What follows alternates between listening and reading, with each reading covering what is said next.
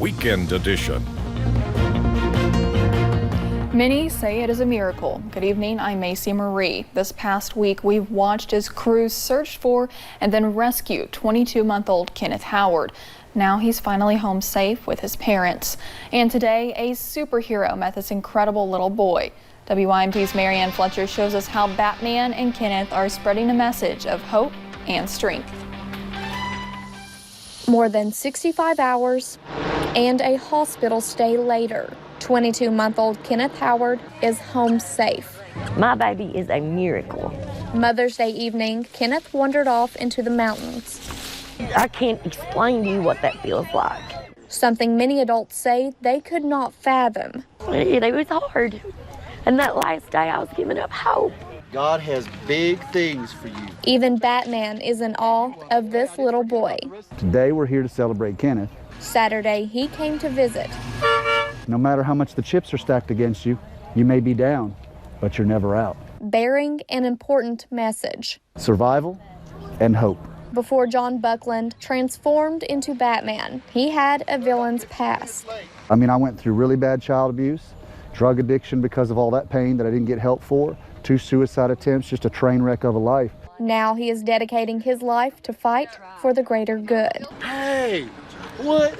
Regardless of how much you wander off in life, don't ever quit fighting. Meeting incredible kids like Kenneth with a story of resilience and faith. Technically, he was by himself, but I know he wasn't by himself. And then when they found him, the scratch on his head is in the shape of a cross. Proving anyone He's my little Grizzly Adams. can be a superhero. In Floyd County, Marianne Fletcher, WYMT Mountain News. And as you can see, Kenneth is recovering well. When rescue teams found him more than 1,700 feet from his home, he was treated for dehydration and some tick bites. A man is behind bars for burglary in Perry County. Officers with the Hazard Police Department say they were able to find Matthew Dean by looking at some surveillance video.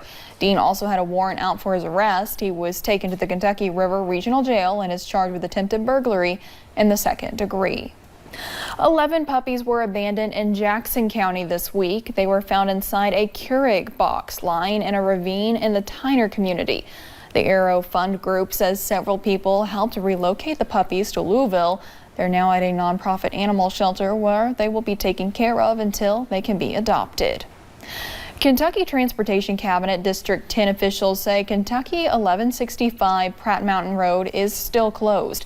Though crews have not completed the job, they say they've noticed that road closed signs are being stolen. Officials say the stolen signs are causing some confusion for drivers going through that area.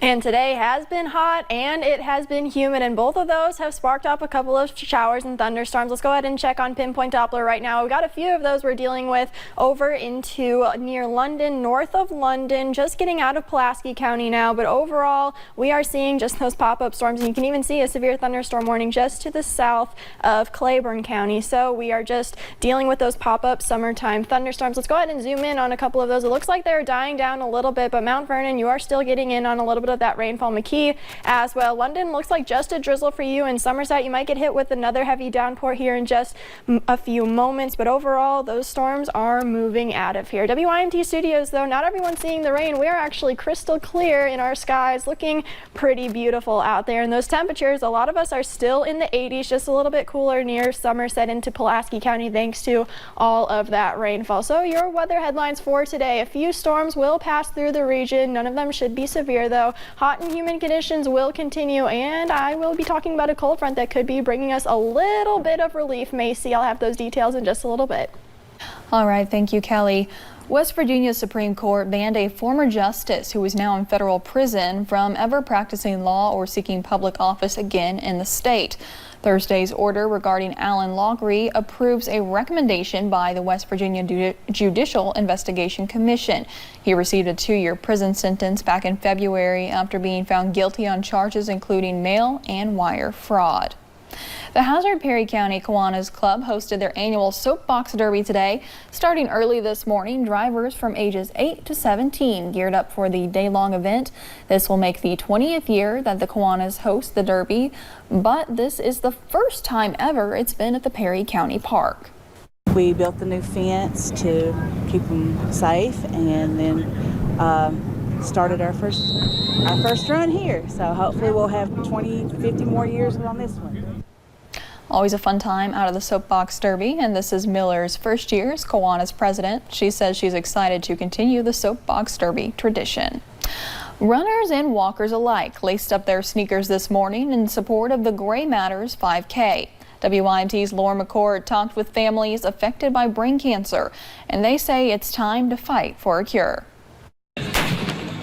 A disease that affects the person diagnosed and their loved ones. We lost a son in 2018 to DIPG, which is an inoperable brain tumor. He fought for 17 months before passing away. That hits close to home for a lot of us. Conditions that affected so many people here in the mountains. As some of you might know, our very own Brandon Robinson fought the disease. I'm a brain cancer survivor. After he won his battle, he made it his mission to help others. My wife Stephanie and I were thinking about how can we give back.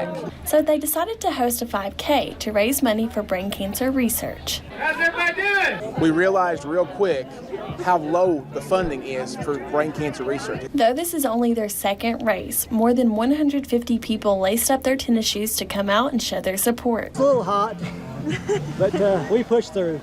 He stopped and got a water and still got first place. We have been humbled by the amount of support we've gotten for the last 2 years, and this is going to become an annual event. Loved ones running for a cure. We always say Gray Matters not only in May, but 365 days a year. One step at a time. In Letcher County, Lauren McCourt, WYMT Mountain News. The Gray Matters 5K kicked off Whitesburg's annual May Day Fest. Gray matter is the darker tissue of the brain, which is where the name for the 5K comes from. Today we pay tribute to the men and women who served in the United States Armed Forces, as it's Armed Forces Day. To honor the local veterans, the Eastern Kentucky Veterans Center hosted a car, truck, and bike show right outside of the center. Members of the community, as well as veterans and their families, came out to enjoy the fun-filled day. All right, well, we're here today at the Eastern Kentucky Veterans Center, have a car, truck, bike show. It's just a benefit for our Veterans Program Trust Fund. We raise money to buy various things for our veterans here, not just that they want, but that they need or want to have: teeth, glasses, just food, snacks, just items that they might want. All of the proceeds from today's event will go to the Veterans Program Trust Fund.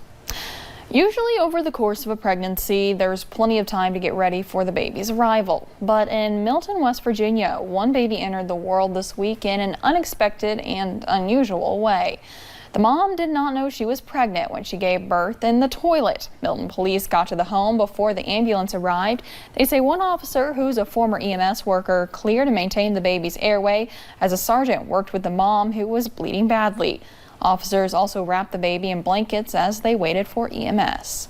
Basically, she just got up, had to use the bathroom, and she went in there, and the baby just fell in the toilet.